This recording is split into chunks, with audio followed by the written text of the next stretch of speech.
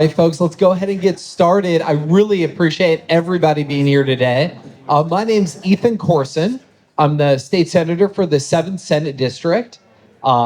Is this anybody's first of our town hall meetings? Any first timers? All right. So, and this is great because Cash is turning 18 this year and is at Shawnee Mission East. And I know that we've been working to get younger people engaged, and so really excited to have Cash here. So I'm Ethan Corson. I'm representing the 7th Senate District. Just to give you a sense of our boundaries, we go from 47th Street out to about 95th Street, and then we are state line to about 6 blocks west of Metcalf. And this is our 65th consecutive monthly town hall.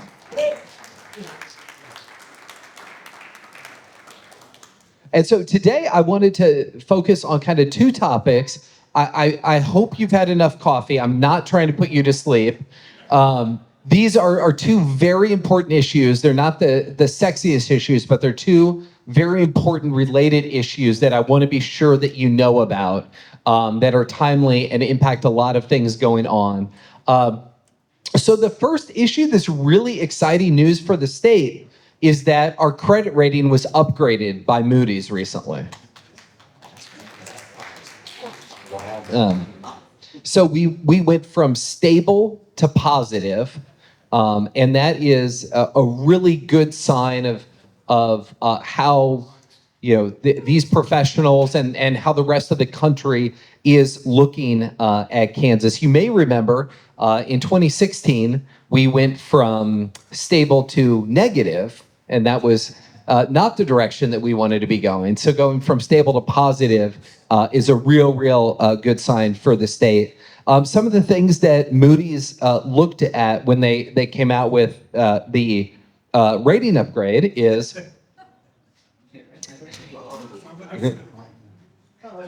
that they came out with was they said that they liked that the state had established for the first time ever a rainy day fund. So we have a rainy day fund of almost $2 billion that is generating interest every month. And that is about 20% of our total annual budget. And so they liked that. They appreciated that we have done a better job of increasing the solvency of CAPERS, and we made real progress there in addressing some of the funding issues that had built up over the Brownback-Collier years. They liked that we had spent additional revenues when we had it on one-time expenditures instead of creating new ongoing expenditures. But I will say, and this dovetails into my second topic that I wanted to touch on, we are still not out of the woods yet, because they did note that over the last 3 years, our spending has outpaced our revenue collection by $1.1 billion. So while we still have a lot of very positive news, at some point the rubber will hit the road if we continue to spend more year over year than we are taking in revenues.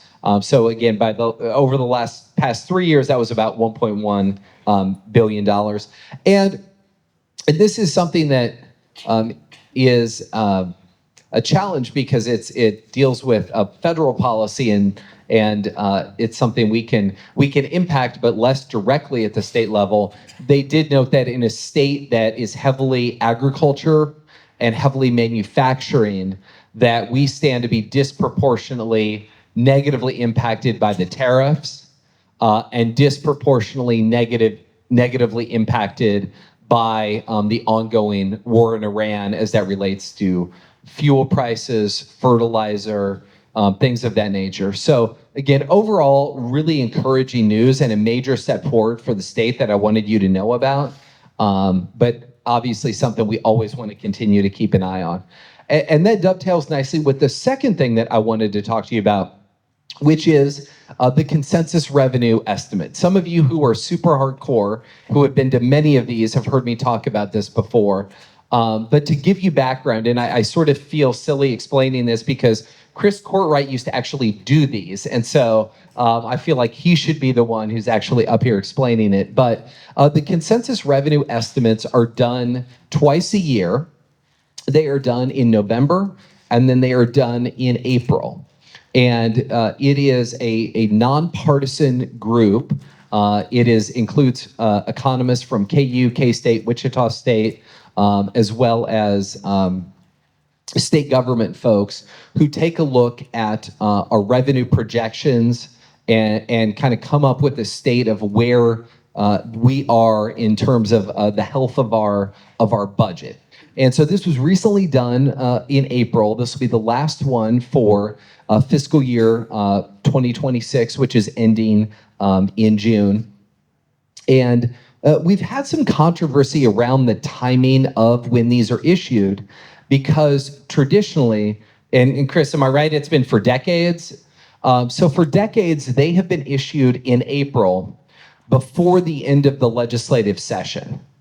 And the reason for that has always been that when we finalize the budget and when we finalize tax policy, we want to have the latest, most up-to-date, nonpartisan information on what our budget outlook looks like, so that way we can make the best decisions possible when we finalize the budget for the year. So traditionally, the legislature has taken a 3-week break in April.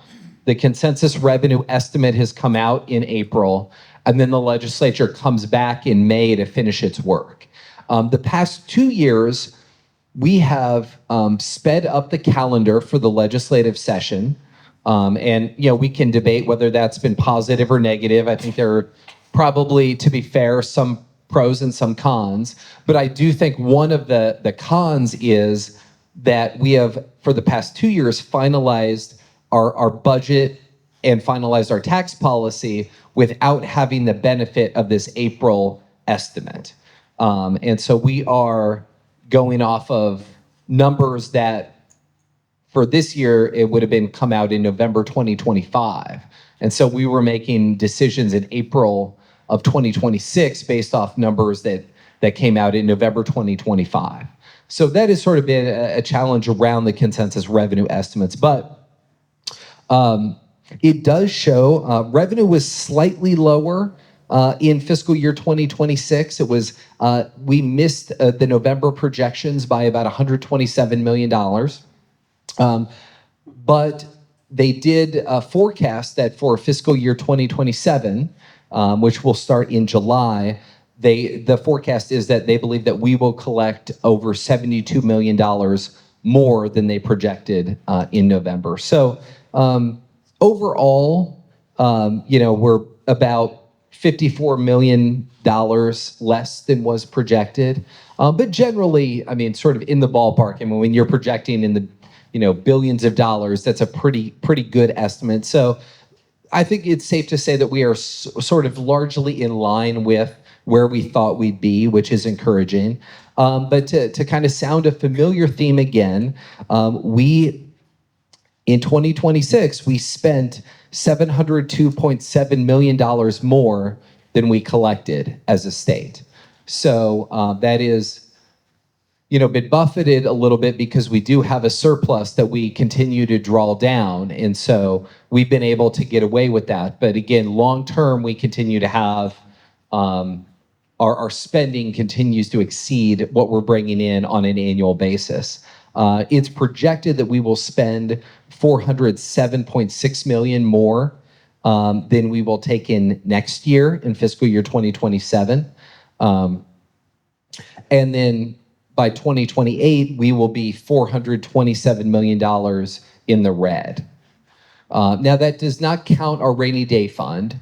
So we still have that rainy day fund that is approaching $2 billion and collecting interest.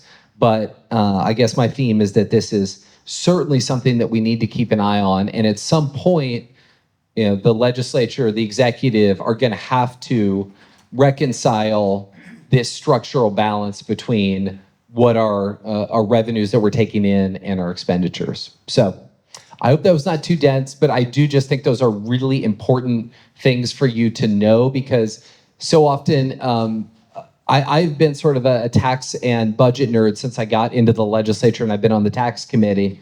But I think a lot of times we have these debates in the Capitol kind of in isolation. And it's like, well, we should be spending more on X, or we should be spending less on Y. And those all individually, all those debates have merit, but it's also really important for those debates to occur in with the understanding of what the overall fiscal health of the state is and how those decisions would impact it. So as we talk about things like tax cuts, like education spending, it's really important to have that overall framework in mind. So with that, I will turn it over to one of my colleagues. We'll be back up to answer questions, and cannot appreciate you enough for being here on this Saturday. Thank you.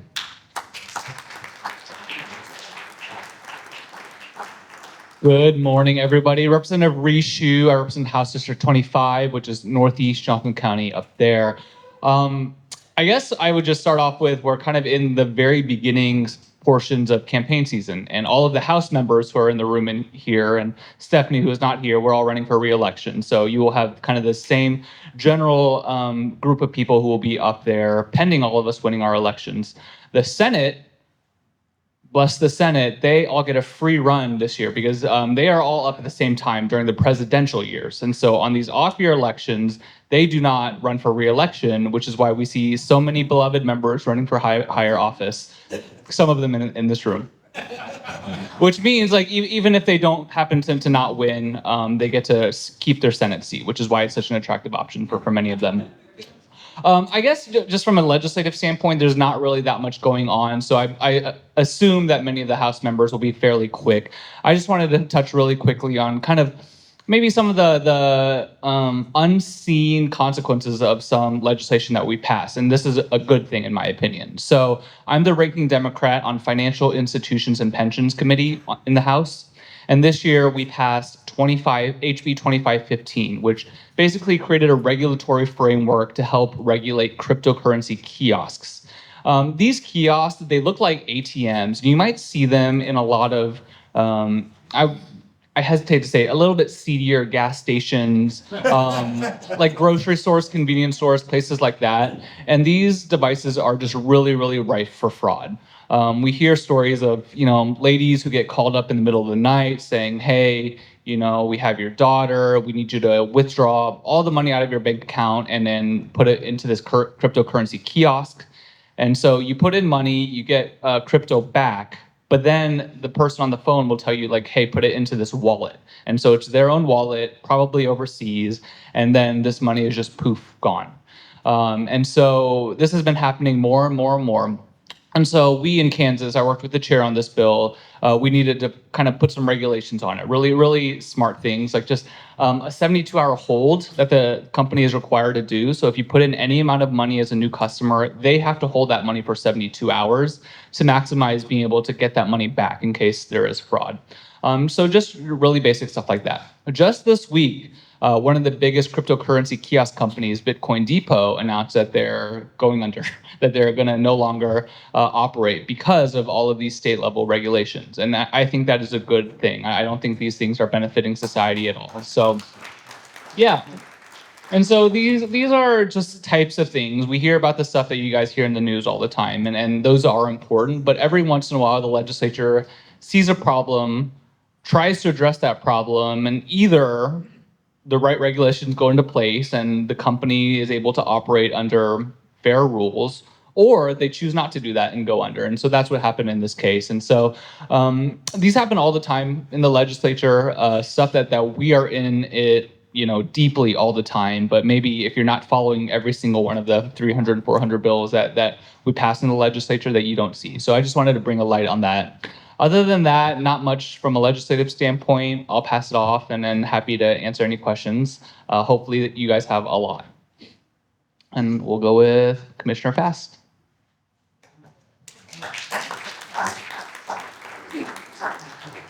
Hello, my name is Becky Fast. I'm your county commissioner. I represent Northeast Johnson County. So my district is almost all of inside the 435 Beltway, except I don't represent south of 79th and Overland Park. and I go to 140th in Leawood. So what is happening in 19 days? World Cup. And are we ready? Yes. Oh no. Johnson County is, I will tell you. We've been working on it for 2 years. We're hearing reports that the attendance is going to be down, but the tickets are nearly sold out. So that is good news.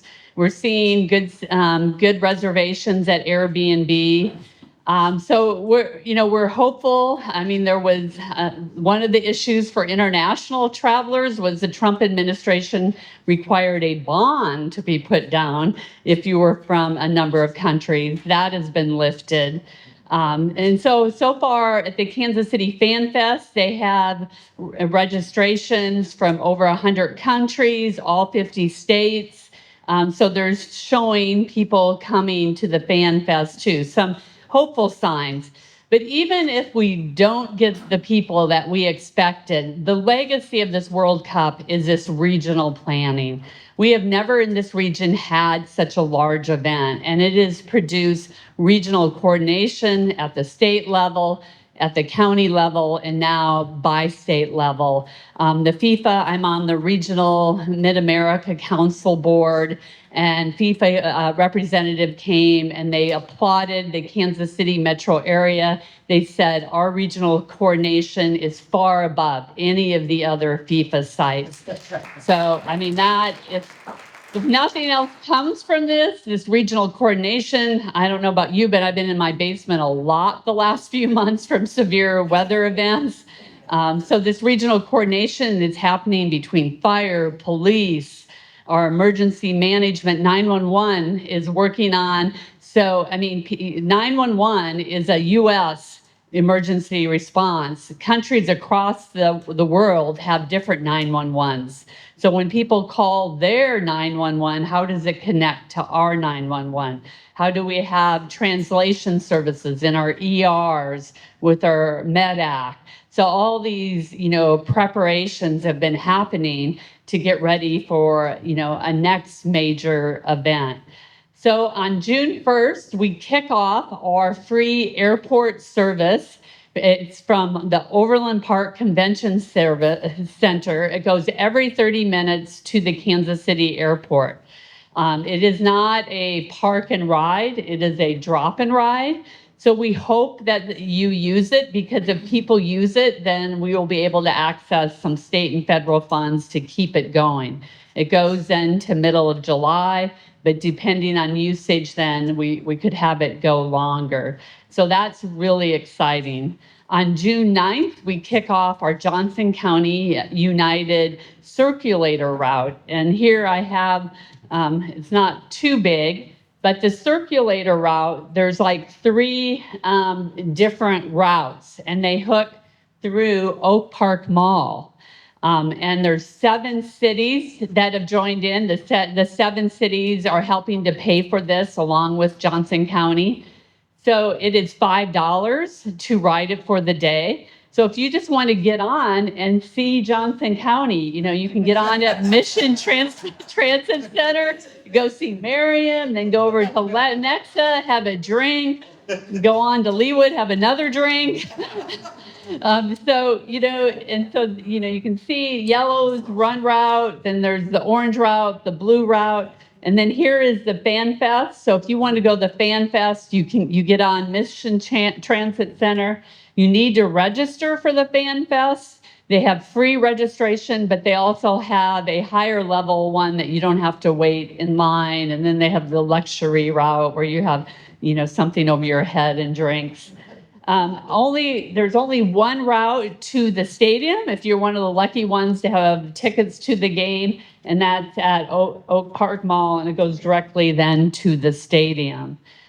So these are called Region Direct, Stadium Direct, and then Johnson County. So the Johnson County United website is where you go for all things World Cup in Johnson County. There's 35 watch parties right now. Mission's having one, Lee one, Overland Park. So a lot of the cities are having them. But Theater in the Park is going to have over 20 of these watch parties. They're free, but you need to register. There's going to be music, vendors, food. And so really kind of exciting, watch night parties at theater in the park. Encourage you, if you're not into soccer, go to the theater in the park for an evening and join the fun. I was also excited to learn that Amtrak is, expanding the number of seats that they are having coming into KCI. So if you're from Lawrence, Wichita, you can get on Amtrak and come in. And so for people, they don't have to have then a car. And so that's exciting. Another interesting component is that the consular services are going to have a pop-up consular service at the Overland Park Convention Center. So if you come and you're from Argentina and you lost your passport, you can go over to that pop-up consular service. And so one of the other exciting thing, Counselor Nelson and I last Saturday visited a pop-up Argentina restaurant in the Prairie Village Shops. Claudia Luna is incredible. We got all these cookies. She kept giving us more and more food. A true Argentina host. It's family owned. It's where Scratch was. Amazing empanadas. And some of you may not know, but Argentina is the reigning World Cup team. And so they are going to be here. So it's really huge that we have a base camp for Argentina. In the Meadowbrook Inn is a base camp for England. So I like that French market. That's going to be closed because that restaurant is going to be serving for the England team. Meadowbrook Park will be open, but there's going to be a lot of security around that Meadowbrook Inn in June. So that's exciting to have here that they wanted the quaint, hospitality of Prairie Village. Right here to have. So visit this summer, Buenos Aires. They also have another restaurant in Shawnee, but their pop-up one, they're seeing if that will work and if they'll have a continual Argentina restaurant in Prairie Village. So a lot of exciting stuff this summer. They predicted over 600,000 people coming. I don't know if we're going to make that due to the international visa issues, but I still think we're going to have a lot of people because Kansas City is so easy. If you live in Texas, Georgia, Minnesota, you can easily drive here, attend a game, attend a fan fest. So we are welcoming the world like we have never have, and we are ready.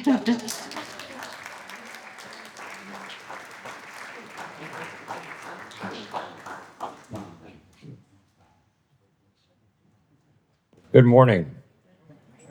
I'm Jerry Stogsdill. I represent Prairie Village, the soccer capital of the world. Looking forward to having the English team, the Argentinian restaurants, and so on. And I think we're going to probably have a lot of visitors in Prairie Village. I represent the 21st District, which goes from 67th Street to 83rd and from State Line over to just a little past Overland Park. For some of you who may not know where the 21st District is, you certainly will after the World Cup this year. So I have to apologize. I'm probably just a little bit cranky this morning because I got up a little bit late and I usually like to start the morning with a cup of coffee while I'm getting the latest progress reports on the Golden Ballroom, which still going up.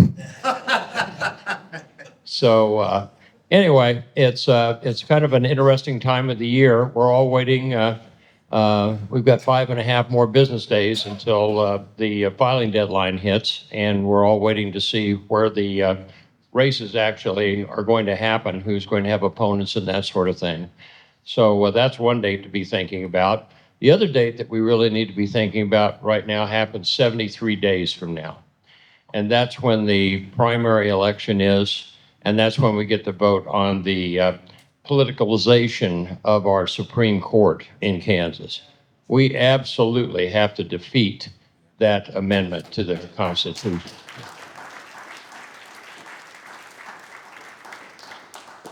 If we're going to really change things in Kansas, we have to do three things this year. First is defeat that amendment. Second is to elect a Democratic governor. And third is to crush the supermajority in the House of Representatives and Speaker. So, yeah, pardon me?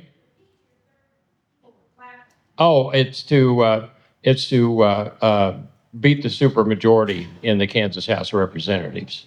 So that's going to be extremely important. We've got to do all three of those things if we're really going to be able to make major changes in Topeka this coming year. I was interested in the ballroom stuff. Obviously, what's going on in Washington D.C. and a lot of what it's hard to plan for things here in Kansas because of the craziness that's going on in Washington. And when you have making plans on Tuesday based on what Washington is saying that they're going to do, by Thursday it can be completely changed. So I serve on the Education Committee, the Tax Committee, and the Water Committee, and we are all majorly impacted by what's going on in Washington, D.C. In education, had a really good experience. Jarrod and Melanie Haas and I were with the superintendent, Shawnee, Michigan. He took us on a tour of Tomahawk Elementary School, which is in Prairie Village, the soccer capital of the world. And what an amazing school. I mean, what a tremendous working environment for our kids, a learning environment that they deserve and so on. And I got to thinking about that this morning, and I thought, wouldn't it be nice to have a president who was more interested in building classrooms than ballrooms? Yeah. So we are working on some educational issues. I'm putting together a program that I hope we can implement next year. I'm calling it Project 1740. And why 1740? Because we were 1,740 teaching slots unfilled this year in the state of Kansas. And I just had a conversation with the chair of the Education Committee a couple, 3 days ago about this, and I told her, I said, this absolutely has to be our number one priority in Education Committee next year, is figuring out how we can get rid of that deficit of teachers in the state of Kansas. And the other thing is we need to fully fund special education in this state. I'm anxious to hear Melanie's report today. She said she could go an hour. I'm counting on that. So, but anyway, that's going to be a top priority if I get back to Topeka next year, is to address those issues in education. Tax Committee, we're working on some tax things. We don't really want to make a lot of it very public right at the moment, but we need a lot of changes in our tax code around the state of Kansas. And I'm relying also on this guy over here, Chris Courtwright, on a lot of information for that, putting together that tax program. The other thing on water, again, it's hard to plan for what we're going to need to do in the Water Committee next year because of all the changing regulations and so on we're seeing in Washington, D.C.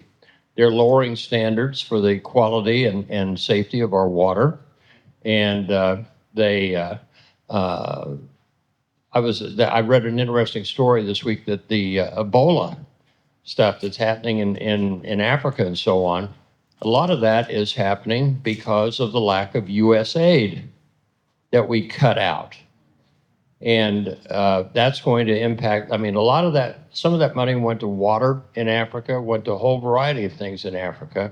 And when they cut that, the scariest thing I read was that because of U.S. aid being cut, there will be 14 million unnecessary deaths around the world because they will not get the aid that they have been counting on and have gotten from the United States all these years. That is disgraceful. And that's going to be a black mark on our country, I'm afraid. But anyway, we've done great work in the Water Committee in Topeka. And as I've told you before, it's been on a nonpartisan basis. Everybody realizes water is not a Democratic issue or a Republican issue, it's a Kansas issue. And we have to address it. So hopefully by next month, we'll be able to have a little more information about who's running, what those candidacies look like and so on, and also how we're going as far as defeating that constitutional amendment in August.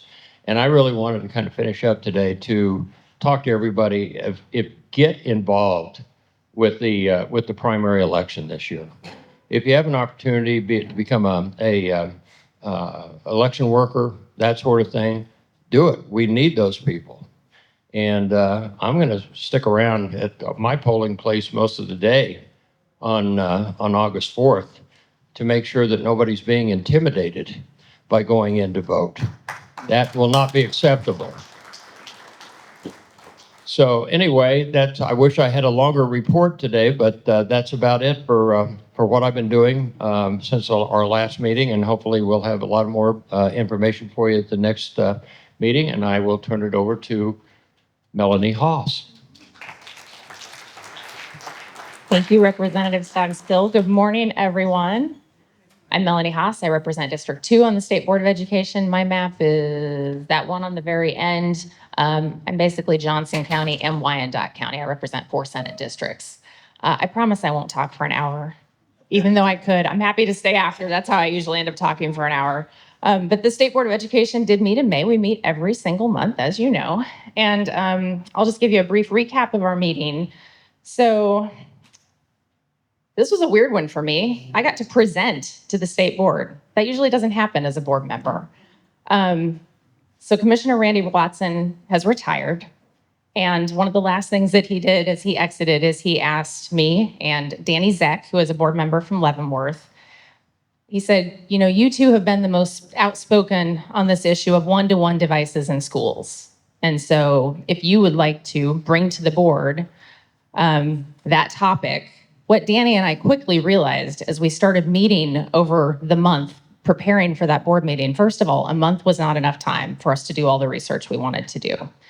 And while Danny and I are not necessarily on the same page all the time, we did have a lot of things that we could agree on, and there were also some disagreements. And we wanted to make sure that the board had an opportunity to really hear all of the different issues. And so what ended up, the outcome of this was Danny and I presented, and we laid out basically all of the bad stuff about one-to-one devices in an effort to get the board's attention. And then we said, you know, we need to continue this conversation. How does the board feel about maybe having a retreat? So in June, the board is going to meet for half a day, the day before our normal board meeting, and we're going to do nothing but talk about one-to-one devices in classrooms and what kind of policies we want to see around those devices. Because as we learned with the cell phone bill, if the state board doesn't take action on this, the legislature will. And there's already a bill. It didn't make it out of committee this year, but it would most likely come back next year. And if the legislature comes up with a mandate, it will likely be something that schools simply can't work with. So this way, we are closer to the schools, we're closer to the educators, we better understand the challenge, and I think that we can come up with better policy. The other thing is this won't be guidance. You've heard me talk a lot about how the state board recommends guidance on different topics. This one's going to be tied to school accreditation. It's the only way to really put teeth in it. It's basically the next best thing to passing a bill. And I know that that's got a lot of districts concerned. And so that's why it's important that we take the time, we have longer meetings, and we kind of work through it. But that's a big deal. And I'll just say quickly, you know, Representative Stogsdill and I have stood here many times and talked about this issue, the issue of little bitty kids on iPads, and how we really believe that that's not good. And it's not just a personal belief. There's data to back it up. They don't learn as well when they're looking at devices. There's a distraction problem in schools. There's an attention problem in schools. They go hand in hand. And there are bullying issues and all kinds of other unintended consequences that come up. What I would love to see is really no one-to-one devices in elementary school. Thank you. And then at the middle school level, not sending those devices home. It varies district to district how they issue devices and whether you get an iPad or whether you get a laptop. Most high schoolers would have a laptop. I think in high school, you've got to be a little more hands-off and allow that flexibility to belong to the school and the district. But I think that when we're talking about the littles, we're going to have to really lead with data and science. And so that's my intent. And hopefully I will have an exciting update for you on that in June. So like I said, we said goodbye to Commissioner Randy Watson. He has retired. And we said hello to our new commissioner, Dr. Jake Steele. He is a Kansan. He's got a family, a young family. And he's been with the Department of Education already for 4 years, and so he is stepping up and into that role. I don't have a lot to add about him right now. I will add that what the state board was asked to do in May, and we voted and did create a third deputy commissioner position. So the commissioner has always had 2 deputies, and usually one of those spends a lot of time with legislators, frankly. They go to the State House, they testify, they are the expert on all things KSDE and Kansas schools. This third position that's been created is one for assessment, accountability, and IT. So this goes right along with the device conversation. One of the other things I'm really focused on is if we're going to have this massive IT infrastructure, these programs with devices running in schools, don't you think that the people who run those programs should be licensed? We require nurses to be licensed. The cafeteria workers have to be licensed. There are guidelines, right? Right now, there are no guidelines for how IT is managed in schools. And so as a software engineer, I'm pushing very hard to make sure that we create a system where those folks will now be licensed and there will be regulations around how those networks are set up. So think about firewalls, think about, running into content on the internet that kids shouldn't see, right? Right now, we're just kind of trusting the schools are doing that. And I'll tell you what, if you think about the school funding challenges that we have in this state, we've got superintendents who also work in the cafeteria and drive the bus and maybe teach a class. And they're the IT guy or gal. That's a problem because they don't have the expertise to understand what really needs to happen at the network level to make sure that students are safe and secure when they're on those devices. I said I could talk for an hour. I'll try not to. We also heard from USD 494 Syracuse. They came in front of us on Wednesday and they presented on their device situation. So I'll just say briefly that they are using a curriculum through a company called Screen Guardians. Legislators in the room have probably heard of Screen Guardians because they've presented in front of the legislature as well. But that's another factor in this whole device conversation is what are we doing on the digital literacy front? How are we educating students and how are we educating parents? And so it was fun to actually hear from a parent who came to the board and said, I was really against the school having any say in this. I want my kid to have a phone at school. And she had done a complete 180. So that was a really fun one to hear. You've also heard me talk about how our consent agenda at the state board often gets a lot more attention than it should. I mean, the whole point of a consent agenda is it's kind of boring, regular stuff. We know what to expect. There are recurring things that come before the board. And so it is assumed the board would approve this. Therefore, it goes on consent. This applies at local board levels too. For some reason, we have members on our board who like to pull things off of consent. So even though a lot of effort has gone into making sure that the items on consent are going to easily pass, they still pulled half of the consent agenda this month. And I just want to highlight for you that one of the things that comes out of that, first of all, there was an item for money for breakfast for kids. There was a local board bond issue, which really the state board just has to be notified that that's happening. That one was pulled as well for a separate vote, which means somebody wants to vote against it. And then I also serve on the Kansas Volunteer Commission. We administer the AmeriCorps grants. And there were 6 AmeriCorps grants that are part of that item because KSDE serves as a pass-through for AmeriCorps money. It's federal money. It's got to land somewhere. It lands at KSDE, and then we administer the grants. That one got pulled as well. It passed. These all passed. But my point is that there are over 200 volunteers in 6 school districts that are going and showing up through the Boys and Girls Club and working with kids after school on interventions and mentoring. They're helping tutor students. And so that's another one that was pulled and voted on separately because somebody didn't want that money to make it to its destination. So this is not exactly my news, but it was the first thing we started talking about when I walked in the door today. A press release came out on Wednesday that said that 4 of our Johnson County area school districts, Blue Valley, DeSoto, Olathe, and Shawnee Mission, are banding together to establish the Kansas Public Schools Funding Coalition. They are getting ready, they are preparing, I should say, to file a lawsuit to try to get our 92% of excess costs of special education paid for by the state like they're supposed to. This is big news. Many of you have asked me on different days, what's it going to take to restore funding to our public schools? And my answer is usually a lawsuit. This may finally be that lawsuit. What have I left out? Oh, the Education Funding Task Force is meeting this week. That is a legislative task force. So this isn't really my news, but nobody else has covered it. Mr. Ousley, are you going to cover that? Representative Ousley, maybe? He yields his time. Uh-oh, I'm in trouble now. I've been talking too long. They will meet this week for 2 days in Topeka. They meet Wednesday, Thursday. The theme of that meeting is, if you read the agenda, the theme is student outcomes. So they're going to look at a handful of states, Arizona, Arkansas, Louisiana, Maine, Maryland, and Mississippi, and talk essentially about how do we want to measure student success. So that'll be interesting. I may actually drive over on Thursday for that. I think that that's everything I have for you today, but obviously we will answer questions. So Representative Ousley, thank you all. Thank you, Melanie. I am Jarrod Ousley. I represent House District 24 over there on the map. It is just west of here, across the Lamar. I really don't have too much to say, so I was happy to yield my time to the state board member and to the other members. Since we've adjourned, from session, I think I've been in one interim committee meeting on child welfare oversight, and we'll continue to meet there, but dates have yet to be pinned down and determined on that. The task force is meeting. I don't serve on that. Our Democratic House member on that task force is Nikki McDonald out of Olathe, so she's the one taking one for the team on it for us on that. They are looking at outcomes, which kind of follow me here. So some of my work now that we're out of session is with Council of State Governments.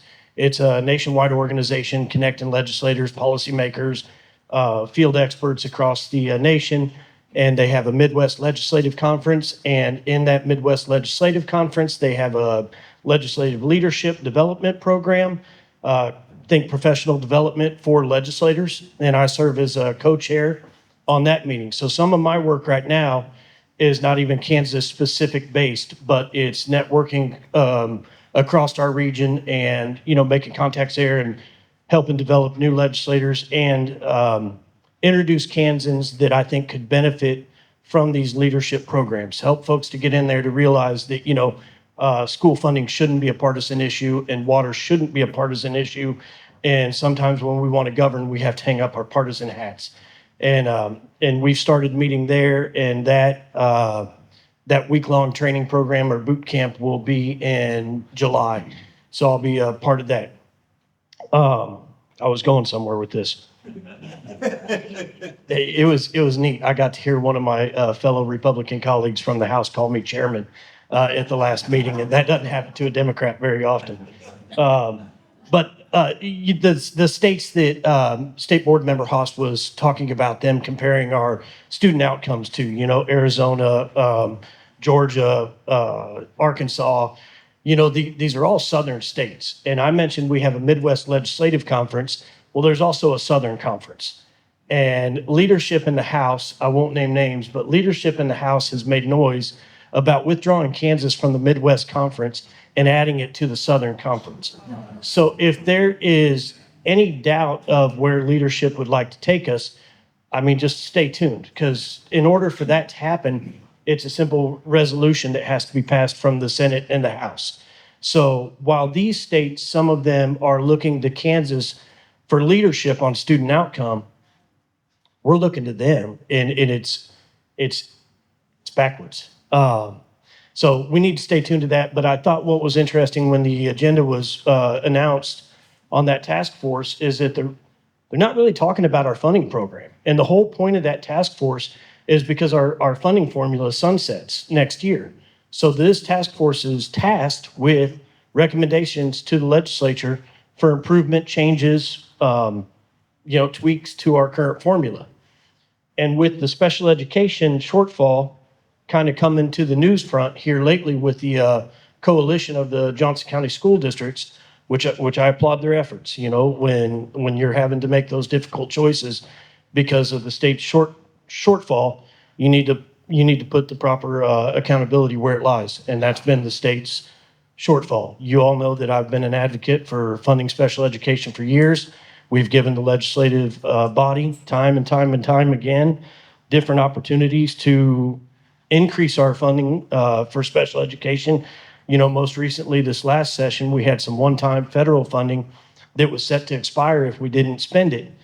And I offered an amendment just to keep us flat at our special education funding to where districts could at least continue to operate in the manner of which they've been able to, and that was declined. We still went backwards. So we took a shortfall and we made it worse. And it's frustrating. I think that was about all I had to say. I was happy to yield my time. So we're interested in taking questions from you all, and I'll hang around. Thank you.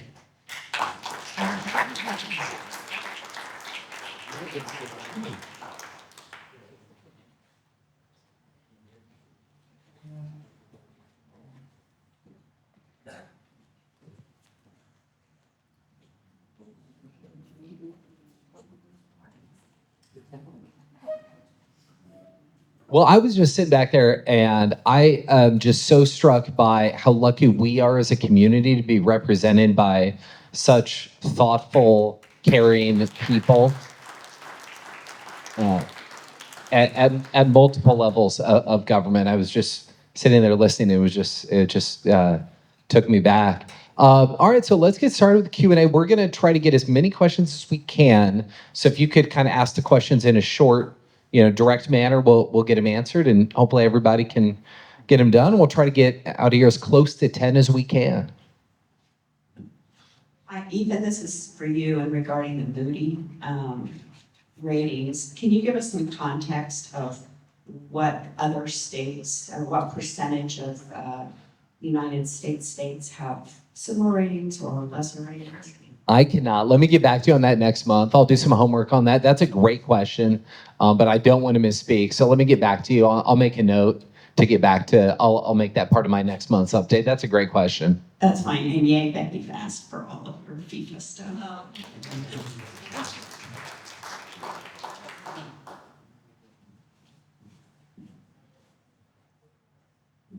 A couple of short questions for Melanie. First, and this may sound like an old guy, does the state board require students to learn cursive?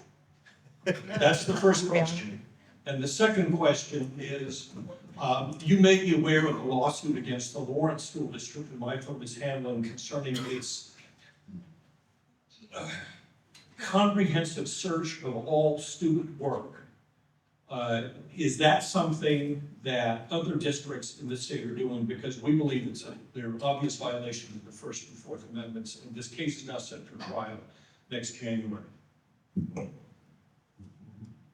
So on the Lawrence question, I would say I don't know a similar answer to Ethan's because I'm not sure what's happening specifically in every district. But I will say that I have not heard of other schools that are using that same software, which was in question in the Lawrence case. The state board at this time doesn't have a process for how we go through that. So the comments I made earlier about changes to one-to-one and having some more rules in there on the IT front and a certification that's required for the person running that, I think that part of what will probably come out of this process would also be a list of platforms and tools that kind of get a thumbs up and maybe some that get a thumbs down. For those who aren't familiar with the Lawrence situation, essentially there was a filter that was running on all student devices that would catch certain keywords and then flag emails or content that students were looking at. And a group of student journalists from Lawrence actually stepped forward and said, excuse us, this is not okay. We don't want our work to be profiled by the district. We don't want that kind of censorship. And so is that a fair summary of what's going on in that lawsuit? That's my case. Okay. And then, I'm sorry, what was your first question? Cursive. Cursive. Yes. We do, in fact, have state standards for cursive in Kansas. They've never gone away. They're still there. The question is, are schools teaching cursive? So the way that the standards work is there are 4 key subject areas for which we have standards, and we test against those standards. That's why students take that standardized test. But we only test in those 4 key core areas. So there's no cursive test, which means there's no teaching to the test, which means it's kind of up to the district whether or not they teach cursive, and typing, and all kinds of other things. Thank you.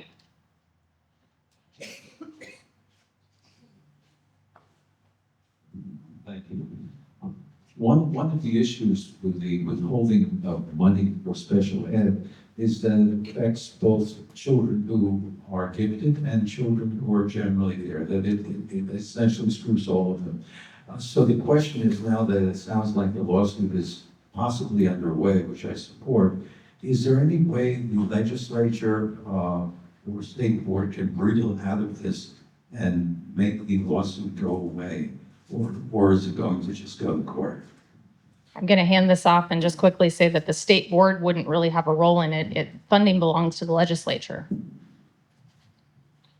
So to the importance of the vote no in August, right?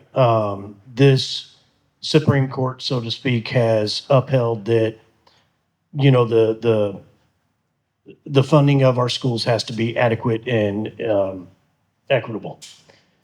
So that's in our base state aid. Our special education formula is outside of that, but there have been lawsuits over special education funding in the past. The most recent school funding court case was the Gannon decision. And at the time the Gannon decision was filed, our special education funding was at 92%. Now that was with some federal aid, but it was at 92%, so that was not part of the complaint. The one before that was the Montoy case, and the Montoy case was based in special education. So part of the importance of voting no in August to keep our courts nonpartisan and not for sale is to keep the importance of school funding in the state of Kansas, you know, front and center. Did I answer your question? I don't think I did. Well, what I think you're saying is that if they bring in. So the question was, can the state skirt, you know, around the lawsuit? Thank you for bringing me back. I promise I've had coffee this morning, folks. Yes, look at this funding task force, right? If you don't like the law, you change it. So they're coming back with a recommendation to the legislature, and if they see the possibility that, you know, the vote no in August is going to fail, and they can't stack the bench with like-minded individuals that don't think that education funding is, you know, constitutionally required for the general ed, and then you change the law on special education formula, because part of this task force is looking at the way other schools in other states fund special education, because ours is based upon services provided to the student. So you've heard the 92%, you know, reimbursement of excess cost, right? Because every student is general education first. You know, that gifted student, that challenged student, they're general education first. So that comes out of our funding formula for our base state aid. And then on top of that, if they need to receive, you know, extra services to have that quality education delivered, well, there's an excess cost to that above and beyond that base state aid per pupil. So the state decided, I want to say in the early 2000s, that 92% was what the state obligation would be to that school district. And I've argued that it should be 100%, but I do see the reasoning for the 8% of local dollars, you know, to have skin in the game, so to speak, to keep checks and balances, that somebody's just not going to go out, you know, and spend excessively. So that was put into statute, and that's been our law since. There are states that do have 100% reimbursement. There are states that just have it built into their base state aid, and then it's just, you know, distributed. But honestly, Kansas has a quality education finance formula, both special education and otherwise, and I hope this task force continues that for our kids. Jarrod, correct me if I'm wrong, to put a little bit of a finer point on it, is that the 92% requirement is statutory, and we would just change the statute if the legislature doesn't want to fill that. I would just say, in terms of what this practically means, I was principal for a day at Shawnee Mission South. I know it was a trip for me too, Coach. But I asked the Dr. Day and the principal there, like, what does this practically mean for you as somebody who's actually in school? Because we talk about 92% sped funding, all that. What does this really mean for you? Because Shawnee Mission South for the Shawnee Mission District has become, or is a place where there are a lot of kids with very high needs who go there, and the care and the love that they get is incredible. But what Dr. Dane shared is that the result of that is that every year, money that is intended for performing arts gets pulled out of the budget to make sure that those students have the services that they should receive. Money gets pulled out of music to make sure that those students get the services that they receive. Money gets pulled out of athletics to make sure those students get the services they receive. So it of course affects our special education students, but it negatively affects every single student in a school, in that school building, is negatively impacted by that shortfall. And so that really just hit home to have a chance to talk to a school leader who's actually living with what this shortfall means on a day-to-day basis. Yeah, I just want to back that up and say, thank goodness we have school boards that have the morality to make sure that these kids have their needs met. And as Ethan said, they provide those services, but it comes at a cost to other students. Well, that's $68 million, the last figure I saw in Shawnee Mission, or in not Shawnee Mission, but in Johnson County. That's what it's costing our school districts to take out of their general budgets in order to fund the educational things that those special students need. So God bless those school districts. I got 2 more cents. So our school districts are required federally to provide these services. It's not an option. Every student must be educated in the least restrictive environment. It was the IDEA bill passed. I want to say Senator Roberts was a large advocate for this at the federal level. And what you'll hear sometimes when you discuss special education funding is that the feds are also supposed to kick in. And when they said that if you take IDEA money, we'll kick in up to 40% of excess cost. Well, they've never met that. And they've never put it in their statute that they shall.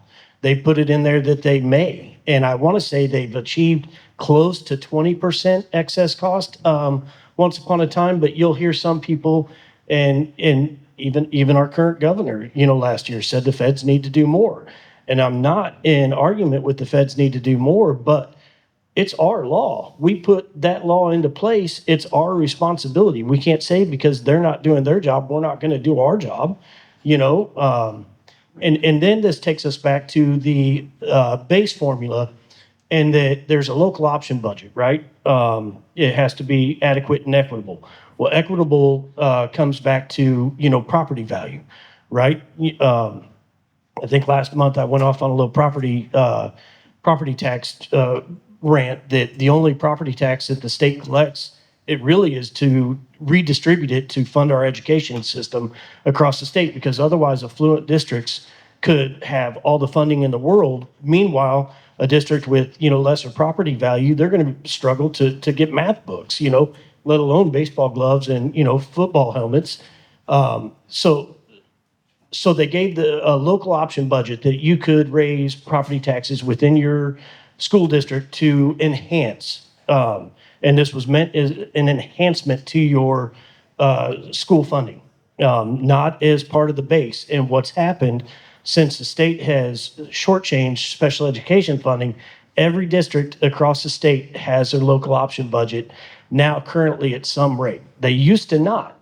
And most of these districts have their local option budget maxed out. And these are local dollars that were meant for enhancements that are now local property taxes utilized to backfill state shortcomings. So it's a complex situation. It's not really complicated when you break it down piece by piece, but it's a problem across the state.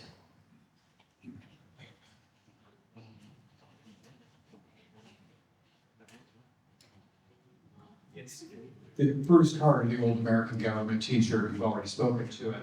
I brought some flyers about the judge situation.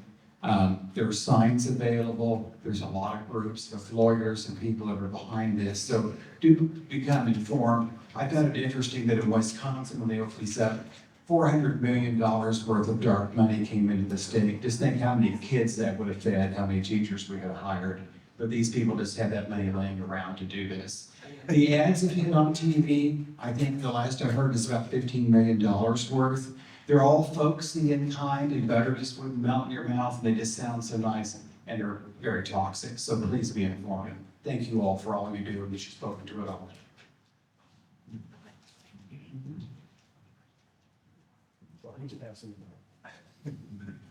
So a few years ago, I think 6, 7 years ago, I introduced a constitutional amendment to repeal right to work in the state of Kansas. You know, they were discussing constitutional amendments and, you know, repealing the right to bodily autonomy. And I thought, if we're going to willy-nilly change the Constitution, well, I've got an idea too. Let's repeal right to work. And in my research upon that, I came across the triple play in Kansas. And you all are going to hear more and more of that as we go on. I believe it's 1958 that was not only put into statute, but or our merit-based system for Supreme Court justice selections was put into statute because of the triple play. The triple play came from a governor that spent $27 million in 1957, 58 to put right to work within our Constitution. It was a big, nasty constitutional amendment campaign like the one we're embarking upon. And after he got that put in, he stepped down as governor. The Chief Justice had stepped down. Lieutenant Governor took governorship and appointed the most recently retired governor as a lifetime appointment to our Supreme Court. So we got here out of corruption, you know, and now they're trying to take us back. And I hope that the campaigns that are out there, you know, opposing this constitutional amendment will elaborate upon this a little bit more, because honestly, we've done right by this in pretty recent history, you know, so the fact that they want to take us back now is absurd. All right, we'll do 2 more questions. Ethan, would you talk a little bit about your reception in the western part of the state in terms of your tour of the various counties? I will talk to you one-on-one afterwards. I just am so sensitive to making sure that these are not campaign related. But if you stick around, I'm glad to have that conversation. I just, out of respect to everybody, I never want these to become a campaign type event.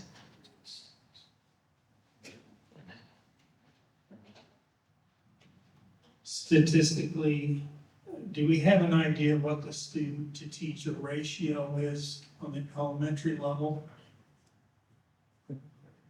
Short answer, no, because it's going to vary from district to I district. understand, but Yeah. statistically, is there an average? For Kansas, I don't know. Exactly. It's going to vary grade to grade. It's going to depend on the community. Okay, in the same vein, with regard to phones in the classroom, is there a directive that you're implying or rooting for going forward with respect to not having phones in the classroom? So the phones issue has been decided because the legislature passed a bill this year and banned phones in the classrooms. And so there's some debate within that bill. I'm going to hand it off to Jerry. I'll let him cover it. Yeah, I got up and spoke against that bill. Not because we don't need to address cell phones in the classroom. I think we absolutely do. But it should be the responsibility of the State Board of Education and our local school boards to set those policies. And when I was looking at this bill, over 200 of our districts had already developed cell phone policies in the state. You cannot have a one-size-fits-all cell phone bill for every district in the state when you have a 20-some thousand student Shawnee Mission School District and maybe a district in western Kansas that has 134 kids, period. So that's why this should be the purview of the local school boards and the State Board of Education. But I'm afraid a lot of our colleagues in Topeka think that local control means Topeka, Kansas, and that needs to change. All right. Well, we'll wrap up there. Again, thank you so much for giving us your time. We'll be back. We will be back next month, same bat time, same bat channel, and I hope to see you there.